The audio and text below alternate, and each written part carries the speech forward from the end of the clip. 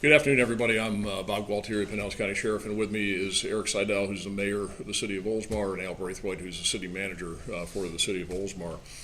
On Friday, February 5th, there was an unlawful intrusion into the city of Oldsmar computer system at its water treatment plant.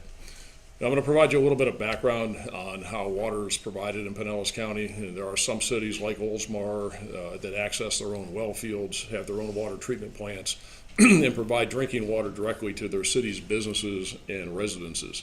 Other cities obtain their water from the county, which obtains water from Tampa Bay Water. Because Oldsmar has its own well fields, it has to have its own water treatment plant that treats the water with chemicals so that it is suitable for public drinking. Water systems, like other public utility systems, are part of the nation's critical infrastructure and can be vulnerable targets when someone desires to adversely affect public safety. On Friday morning at about 8 o'clock, a plant operator at the Oldsmar water treatment facility noticed that someone remotely accessed the computer system that he was monitoring. This computer system controls the chemicals and other operations of the water treatment plant. The computer system was set up with a software program that allows for remote access where authorized users can troubleshoot system problems from other locations. The remote access at 8 o'clock on Friday morning was brief, and the operator didn't think much of it because his supervisor and others will remotely access his computer screen to monitor the system at various times.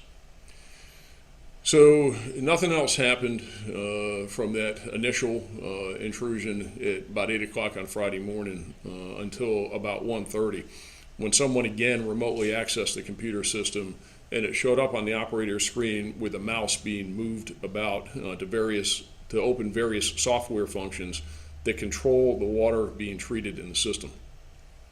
The person remotely accessed the system for about 3 to 5 minutes, opening various functions on the screen. One of the functions opened by the person hacking into the system was one that controls the amount of sodium hydroxide in the water. The hacker changed the sodium hydroxide from about 100 parts per million to 11,100 parts per million. This is obviously a significant and potentially dangerous increase. Sodium hydroxide, also known as lye, is the main ingredient in liquid drain cleaners. It's also used to control water acidity and remove metals from drinking water in the water treatment plants.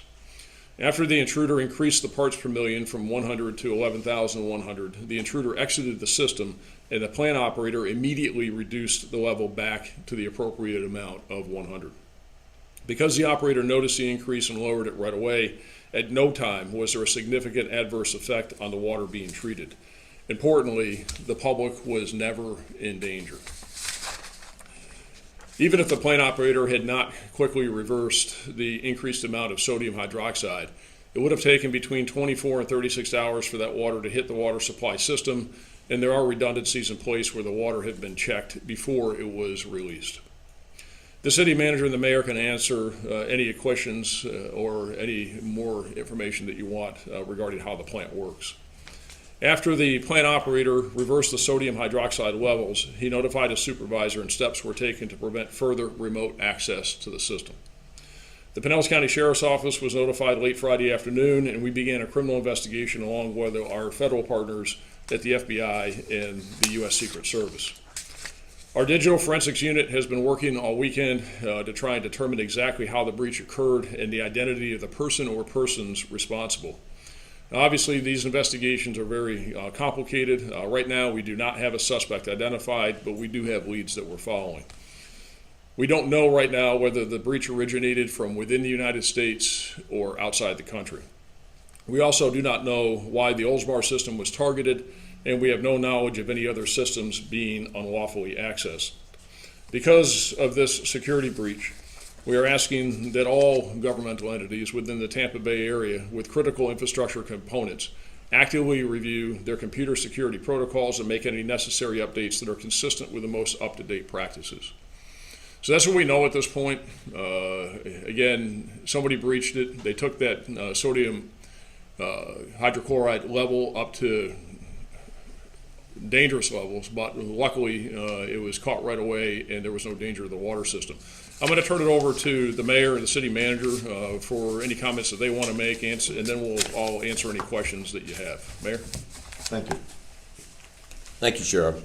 I think the sheriff's covered it pretty well, but I want to make a point, and that is the protocols that we have in place, the monitoring protocols, they work. That's the good news. Even had they not caught them, there's redundancies that have alarms in the system that would have caught the change in the pH level anyhow. But the important thing is to put everybody on notice. And I think that's really the purpose of today, is to make sure that everyone realizes these kind of bad actors are out there. It's happening. So really take a hard look at what you have in place. Our city manager, anything you want to add? No, sir, I think you all covered it, but we'd be available to answer any questions.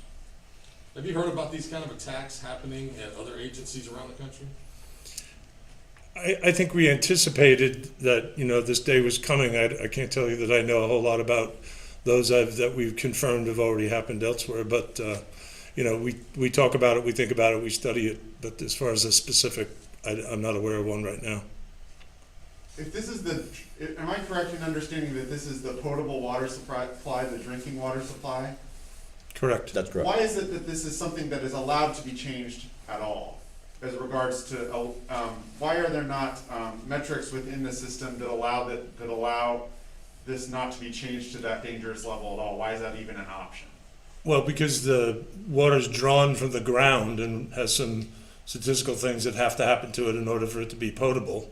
So the system is set up with those in mind, and we adjust accordingly as the water gets drawn from the ground, and it needs to be adjusted occasionally. If I'm understanding what you're saying, then it sounds like this hacker was simply removing trying to remove some of the levels of the safeguards that you guys filter the water through to make it drinking water. Is that what happened? Specifically, he was trying to change the sodium hydroxide level of the water being produced.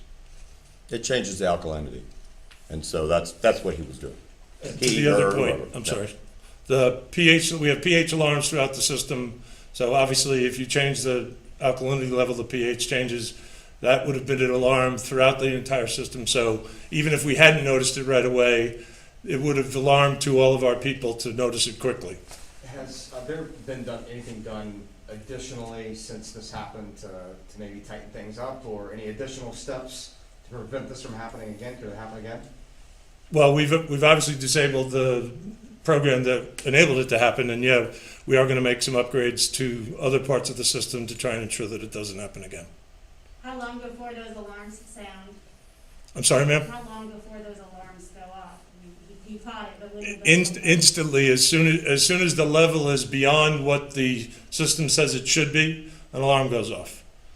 In our case, our personnel happened to observe the person that was in the system getting to that level, so it didn't get to that point because he was on it as soon as he saw somebody change the level of sodium hydroxide. I don't know why I can't say. Well, remember, this is dangerous stuff. I mean, you're not just taking, you get back to your question, you're taking something that is changing the levels, but you're taking it from 100 parts per million to 11,100 parts per million with lye. So this is somebody that is trying, as it appears on the surface, to do something bad. It's a bad act. It's a bad actor. This isn't just, we're putting a little bit of chlorine or a little bit of fluoride or a little bit of something. You're basically talking about lye that you're taking from 100 parts per million to 11,100. But very fortunately, like has been said, is that the operator saw it and immediately reduced it, and that there was the right infrastructure in place to catch this, and that Oldsmar has redundancies in place. Even if he hadn't caught it, is that it would have taken a period of time before it would have hit the drinking water system in Oldsmar, and alarms would have caught it, and it could have been adjusted before it got out. But again, and really the thing I want to stress is that this type of activity and this type of hacking of critical infrastructure is not necessarily limited to just water supply systems. It can be anything. It could be sewer systems. It could be a whole variety of things. It could really be problematic, and this is where we want to make sure that we're paying close attention to all of it, because it's not just an accident when you're taking it from 100 parts per million to 11,100 parts per million with a caustic substance. So it's potentially serious. I mean, are you comfortable, Sheriff, calling this an attempted bioterror attack?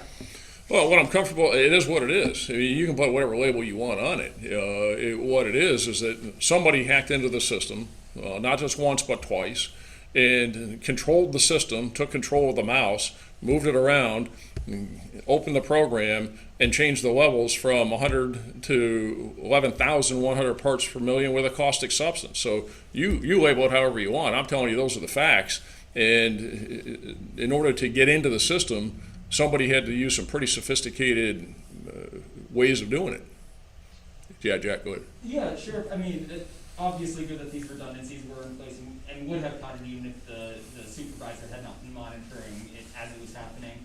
But given that someone tried to do this, what would have been the physiological effects of that amount of lye essentially getting Well, into I'm not a chemist, I don't know, but I can tell you, with this substance is that it is the primary ingredient in liquid drain cleaners. Okay, it's a lye, and those high concentration. I don't know if the city manager and the mayor have any greater familiarity with it. I'm not a chemist, but I can tell you from what I do know of it is that it again, I want to stress that because of the redundancies, that it would have been caught. But if you put that amount of that substance in the drinking water, it's not a good thing. Do you guys have anything you want to add to that? Or?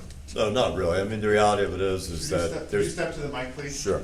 No, there's nothing really to add to that. I think the sheriff summarized it pretty well. The reality of it is, though, that the redundancies that we have in place, they work. But everybody should be on notice. We certainly feel like we're taking a hard look at what we can upgrade and that type of thing to prevent it from happening again. But that lye would have never made it through the process to someone's tap. It just, the systems are set up to catch it.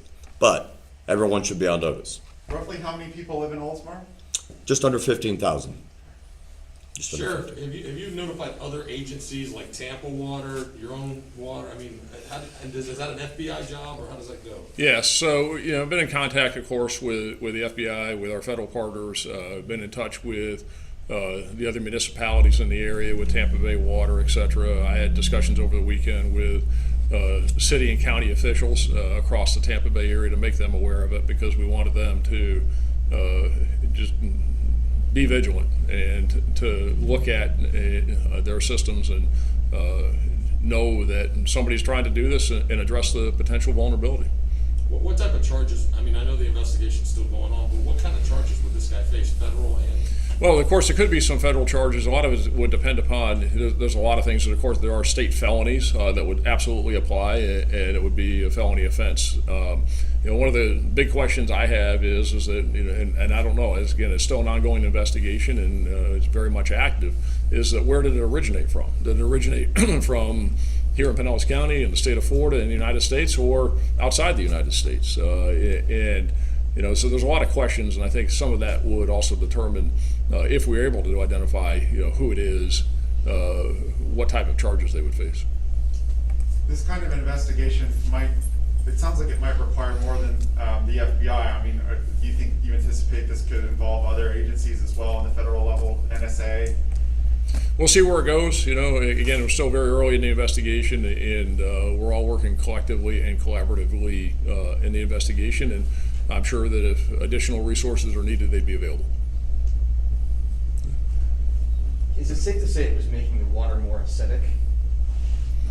Is that I think it's actually the other way.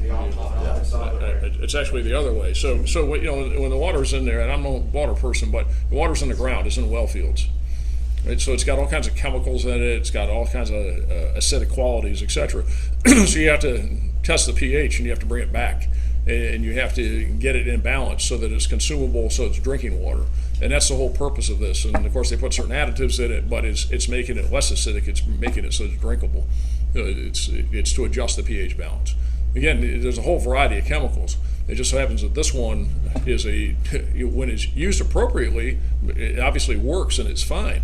But it's by itself, or in these mega quantities, it's a caustic substance. Did you guys go back and check your logs to make sure nobody had tried to get in before? Is there a way to do that? I mean, maybe they've been trying to get in for a couple of years or something, and then this is the first time they've been successful, or? Well, we're certainly checking everything we have that's a history. I don't know that we've made any conclusions. Gentlemen, we have the sheriff's names, sheriff's name, could we please get your name, spelling, and titles at the microphone if you don't mind, one by one? Sure. Eric Seidel, ERIC-SEIDEL, and I'm the mayor in the city of Oldsmar. Al Braithwaite, BRAITHWAITE, and I'm the city manager. Thank you. All right, guys, thanks. Appreciate it. Thank you. Thank you. Thank you. Thank you.